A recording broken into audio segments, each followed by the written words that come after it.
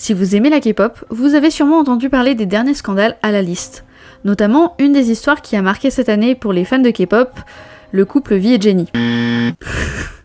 Non, plus sérieusement, un scandale qui a sûrement dû vous marquer cette année, c'est celui autour de 50-50. Cette histoire assez tragique a pu à nouveau montrer le gros problème et les différences qu'il y a entre les PDG, les producteurs et les idoles. Bon, rassurez-vous, cette petite vidéo n'est pas faite pour parler de 50-50. J'en prévois une new shoot de 1 heure bientôt, comme vous en avez l'habitude, c'est en cours d'écriture. Mais pour vous faire patienter, j'avais envie de vous raconter une histoire très courte et peu mise en avant qui montre bien l'envers du décor de l'univers de la K-pop. Un groupe féminin qui aurait pu faire leur début de la meilleure des manières grâce à un PDG incroyable, mais aussi à un producteur qui a pour but de créer la meilleure chanson possible pour un début, sans se douter qu'en réalité, elles vont vivre leur pire cauchemar et finir par disband brusquement.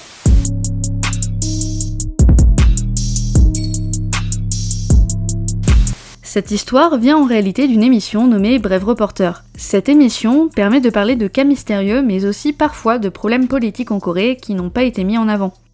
Pour être honnête, j'ai parlé de cette histoire dans l'émission Korealiu sans réellement faire plus de recherches que ça sur l'émission, ni d'où venait l'histoire. Tout est anonyme quoi, et c'est ça qui est frustrant avec cette histoire-là, c'est que tu te dis tout est anonyme, tu ne sais pas. Est-ce que c'est une légende urbaine Ouais, c'est ça, et on se demande même à ce stade, parce que tant qu'il n'y a pas de... C'est quand même une émission, Brave Reporter, c'est quand même une bonne émission, un bon truc. Le problème, c'est que suite à cette intervention, on avait tous l'impression que cette histoire semblait être une rumeur non confirmée et anonyme. Tes sources et que tu puisses les citer, et le fait de ne pas pouvoir citer tes sources, c'est toujours délicat, Ouais, donc c'est c'est peut-être pour ça. Là, la source, la seule source que t'as, c'est l'émission. C'est ça qui est délicat. Donc pour cette vidéo, j'ai fait mes recherches sur l'émission.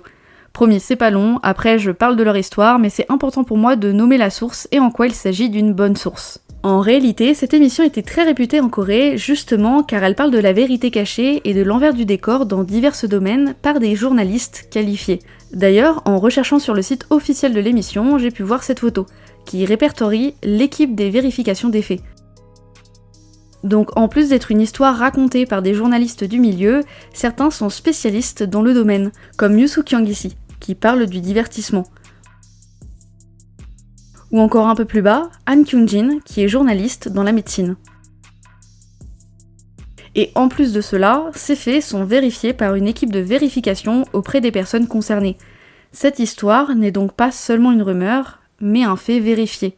Et c'est dans l'épisode 104 que notre affaire a été racontée par une journaliste avec comme titre « Le pire producteur d'un groupe de filles ». Le petit truc qui est assez complexe dans cette affaire, c'est que l'histoire est racontée totalement anonymement. Nous ne connaissons pas les noms des concernés et tout est un maximum anonymisé pour protéger tout le monde.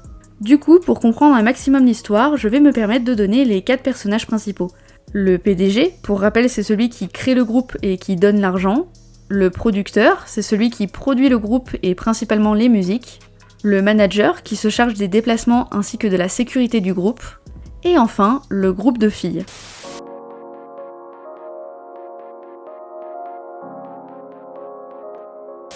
Ce groupe semblait réellement prometteur et même légèrement connu avant même leur début. Elles étaient toutes attendues et avaient même une fanbase malgré qu'elles étaient dans une petite agence. En réalité, la seule chose qu'on peut savoir, c'est qu'une des membres assez réputée en tant qu'ancienne mannequin a fait des concours de beauté. Et malgré qu'il s'agisse d'une petite agence, le PDG avait de bons contacts pour être en liaison avec un producteur. C'est simple, il fallait la musique qui puisse faire percer ce groupe. Et le fameux producteur accepta l'offre de ce PDG, vantant les mérites de ce futur groupe et en leur offrant même plusieurs repas. Les débuts ont eu un petit succès et elles ont dû enchaîner avec des séances photos, des événements et surtout des apparitions à la télévision pour faire leur promotion.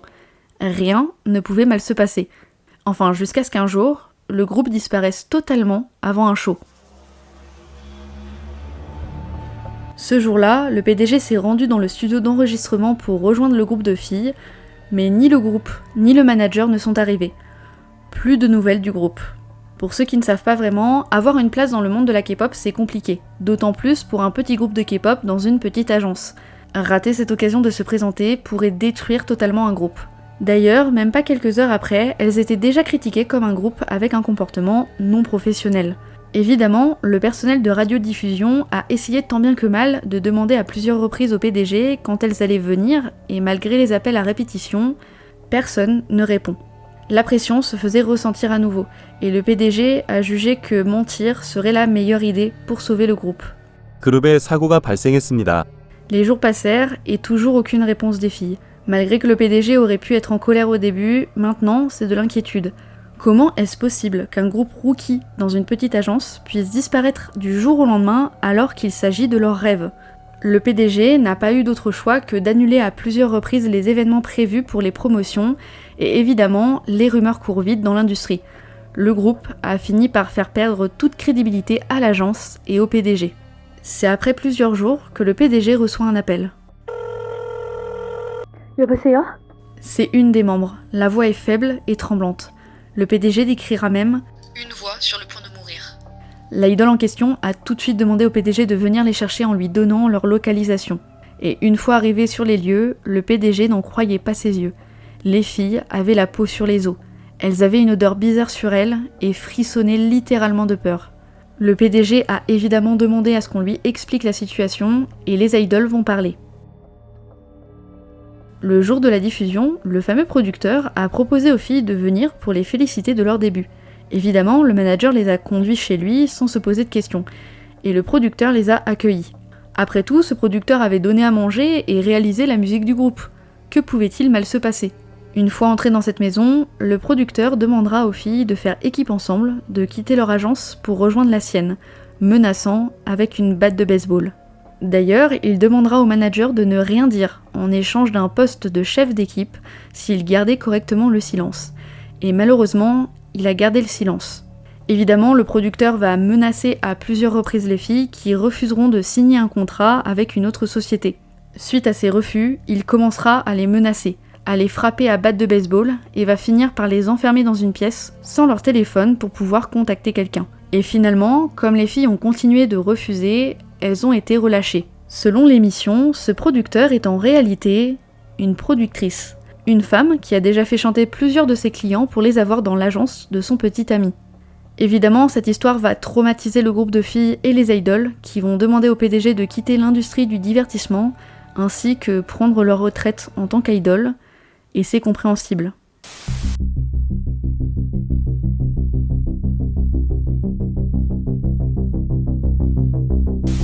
Évidemment, je vous vois venir. Avec le peu d'infos qu'on a, il est sûrement possible de savoir de quel groupe il s'agit. En effet, Internet a essayé de chercher de quel groupe il pouvait s'agir. Avant qu'on rentre dans le sujet, je tiens à prévenir, il s'agit de rumeurs et de théories créées par les internautes. À partir de ce moment, il n'y a aucune source réelle. Certains diront qu'il s'agirait du groupe Milk ou alors du groupe Love. Mais ça a rapidement été démenti puisque rien ne correspondait à la chronologie ou à la carrière de ces groupes. Cependant, il y a un groupe qui, selon beaucoup, ressemble aux informations qu'on nous a fournies. Et ce groupe, c'est Perfume.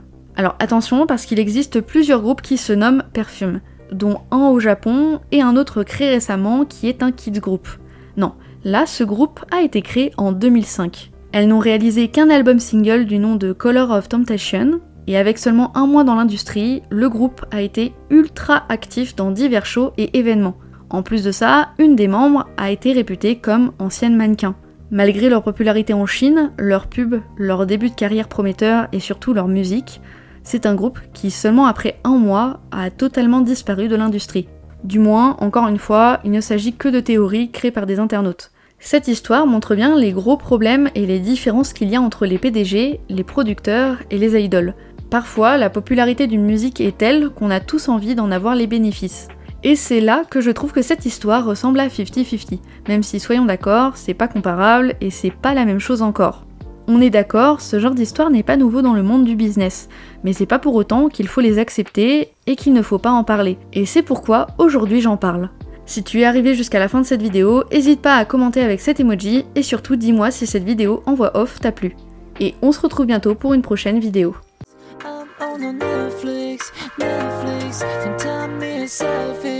Selfish, I love Netflix. I'm on Netflix.